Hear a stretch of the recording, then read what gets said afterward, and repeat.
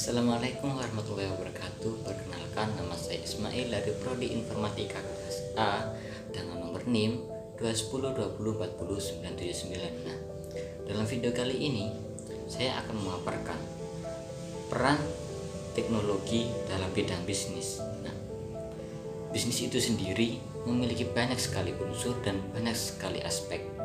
Berikut penjelasan lebih lengkapnya.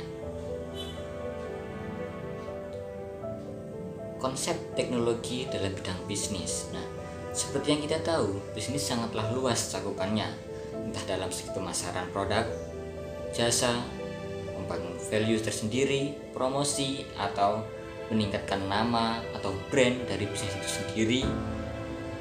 Dan mana sih di antara sekian banyaknya cakupan yang begitu luas, mana yang akan kita bahas? Berikut pembahasannya. Yang pertama, pemasaran produk dengan media sosial. 2. Pemaksimalan analisis media sosial. Ketiga, fitur paling bermanfaat dalam pemasaran. Baik. Selanjutnya, pemasaran produk dalam media sosial. Produk tanpa pemasaran akan mati, begitu juga dengan bisnis. Saat bisnis tidak sampai ke tangan pelanggan, maka kelamaan bisnis tersebut juga akan mati. Lambat laun juga akan mati.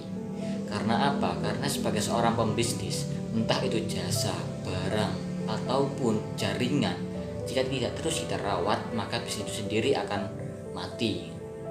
Dan dalam video kali ini juga berikut 5 media sosial yang paling bermanfaat. Yang pertama, Instagram. Media sosial yang sering kita gunakan sekitar tahun 2015-an.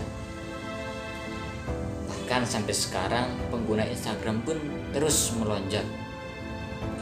Menyediakan fitur feed, postingan, reels yang digunakan untuk menyaingi pesaingnya TikTok, yang kali ini juga mulai dinaikkan untuk algoritmanya. Kedua, Facebook. Facebook sama seperti Instagram, bahkan satu produk yang buat juga orangnya sama, Mark Zuckerberg.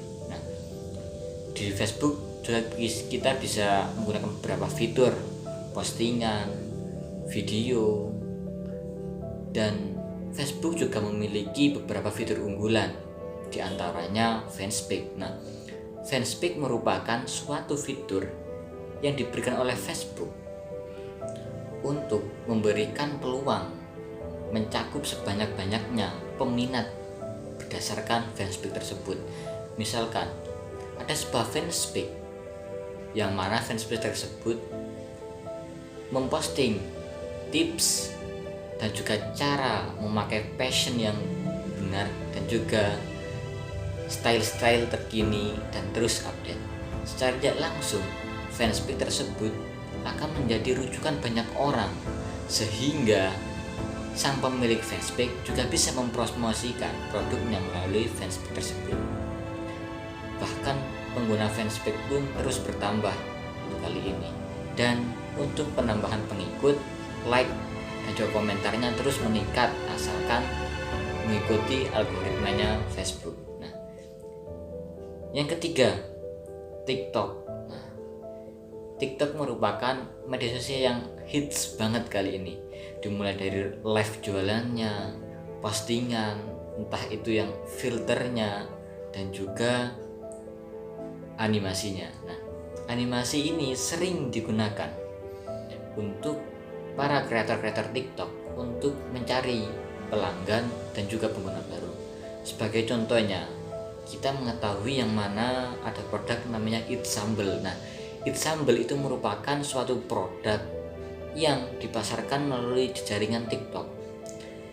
Meskipun Eat Sambal itu sendiri memang sudah BPOM, tapi yang namanya TikTok pasti akan lebih memperkuatkan yang namanya algoritmanya tersendiri. Nah, algoritmanya tersendiri gimana sih TikTok? Nah, untuk TikTok sendiri masih belum tahu bagaimana algoritmanya, karena seperti yang kita tahu, TikTok terus selalu mengupdate entah itu dari segi fiturnya, filternya, dan juga live-nya. Bahkan saat ini ada yang namanya Live Studio TikTok. Nah, Live Studio TikTok ini merupakan aplikasi yang telah TikTok khusus sediakan untuk para kreator-kreator yang mau live secara langsung.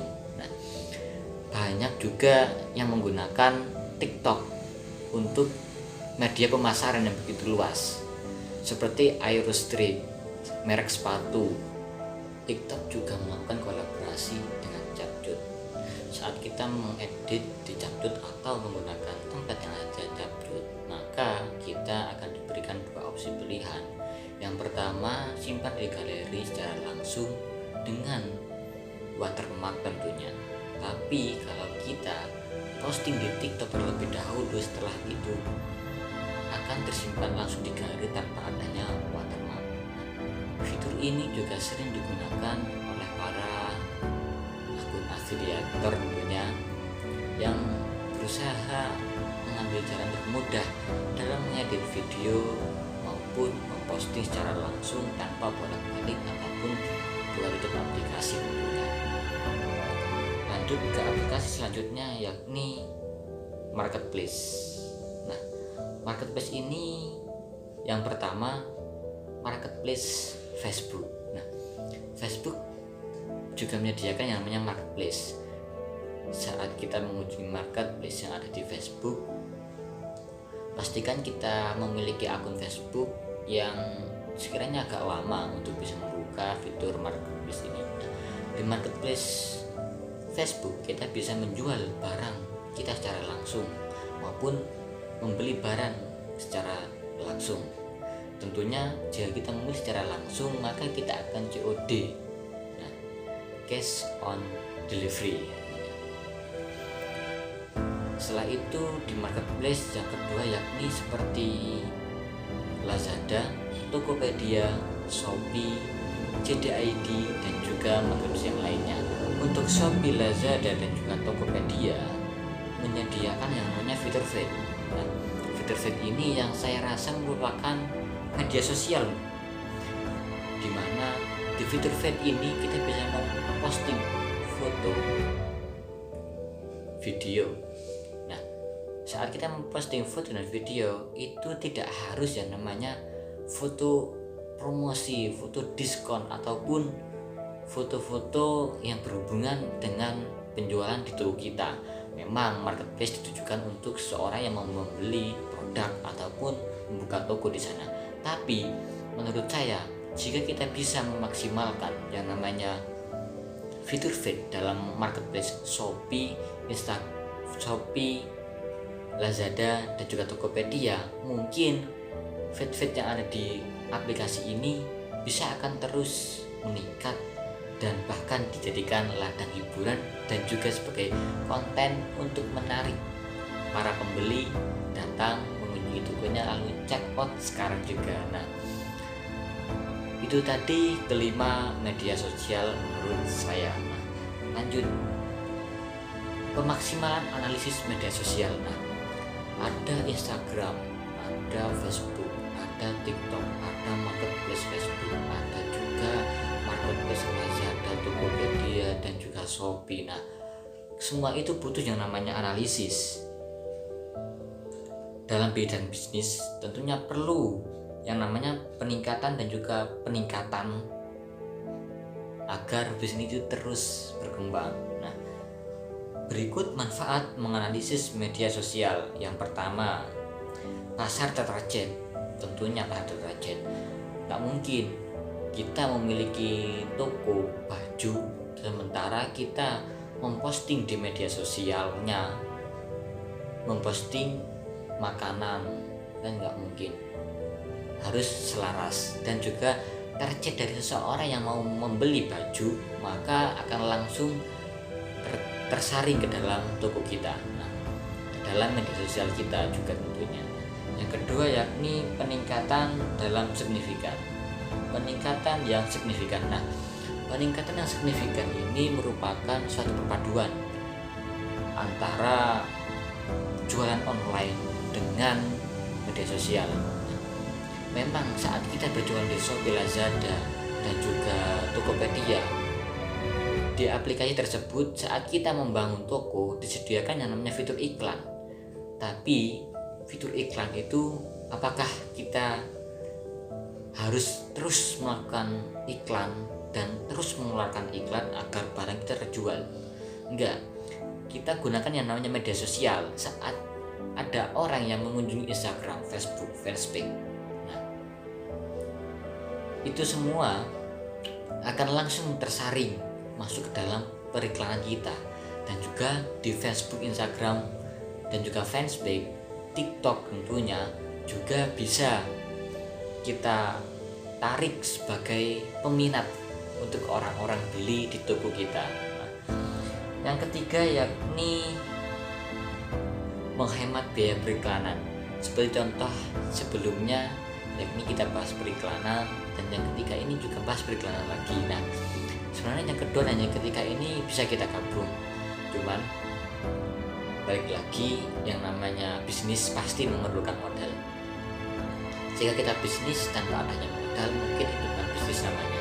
Mungkin itu pekerja yang hanya bisa mengeluarkan kemampuan. Nah, pasti dalam entah membangun toko baik offline maupun online perlu yang namanya iklan, entah itu pasang poster, entah itu siaran di radio ataupun yang lain sebagainya. Nah, saat kita memiliki akun media sosial dan akun tersebut kita manfaatkan secara menyeluruh, maka mungkin kita bisa membuat iklan yang bahkan lebih tertarget daripada kita mengiklan dengan menyebar poster ataupun posting di televisi mungkin. Dan selanjutnya fitur-fitur yang bermanfaat dalam pemasaran. Nah, fitur yang pertama yakni Business Suite. Business Suite ini memiliki beberapa fitur unggulan, yakni menggabungkan antara fanspage dan juga Instagram, tentunya dengan mode tertentu yang mungkin sedikit pengaturan yang berbeda. Nah, di Business Suite kali ini kita memiliki beberapa fitur yakni analisis. Saat kita mau meng-up sebuah postingan, kita bisa melihat seberapa signifikannya postingan sebelum kita memposting postingan yang baru. Misalkan, apakah 2 hari yang pertama postingan kita bisa mencapai 2000 pengunjung ataupun 2000 kali view di Reels mungkin. Nah, itu bisa kita lihat melalui Business Suite. Business Suite juga bisa menggunakan yang namanya fitur schedule. Nah, fitur schedule ini merupakan fitur yang paling menghemat waktu, paling menghemat tenaga, paling juga bisa dimanfaatkan. Nah, fitur schedule ini bisa sangat bermanfaat di saat kita sangat sibuk, misalkan harus bisnis juga harus dengan kuliah, mengurusi anak, juga ibu rumah tangga mungkin, ataupun mengajar. Kita bisa manfaatkan schedule ini untuk posting secara otomatis. Fitur yang kedua yakni TikTok versi website. Nah, apa sih bedanya TikTok dengan versi website dengan versi mobile? Nah, yang pertama, di versi desktop kita bisa menggunakan yang namanya fitur schedule. Seperti kita tahu, kita jelaskan sebelumnya, fitur schedule itu buat apa? Untuk menghemat waktu, untuk menghemat tenaga, dan juga untuk mempersingkat kebutuhan dan tenaga kita. Nah, lanjut aplikasi yang ketiga yakni IFTTT. Nah, IFTTT ini merupakan sebuah aplikasi yang ada di Play Store. Aplikasi ini bisa menggabungkan antara beberapa media sosial seperti Pinterest, Twitter, Instagram, fanspage, YouTube. Nah, semuanya itu bisa kita gabungkan menjadi satu. Misalkan, apabila Instagram kita memposting postingan baru, maka secara langsung kita juga akan memposting di Twitter tanpa kita membuka aplikasi Twitter pun.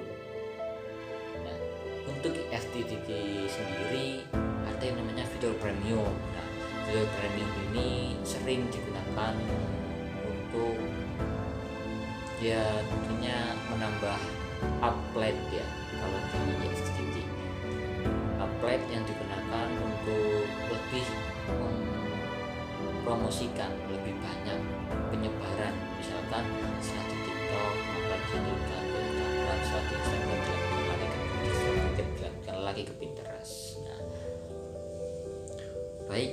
selanjutnya yakni kesimpulan. Nah, ini. Setiap teknologi akan sangat bermanfaat dalam bidang bisnis tentunya. Bahkan teknologi itu sendiri bisa dijadikan bisnis seperti jualan game, jualan website, ataupun yang lainnya. Dengan bisnis belum tentu kita kaya, namun dengan bisnis bisa membuat kita kaya. Tetap melangkah meski tertekan, melelahkan. Tetap melangkah meski terkesan melelahkan, tetap berusaha meskipun kehabisan tenaga. Dengan keyakinan kita pasti bisa, dan dengan doa kita bisa meminta segalanya. Nah, saya Ismail dari Prodi Informatika kelas A dan kode NIM 210204979. Nah, berikut itu tadi penjelasan yang begitu spektakuler dari saya mengenai peran teknologi dalam bidang bisnis.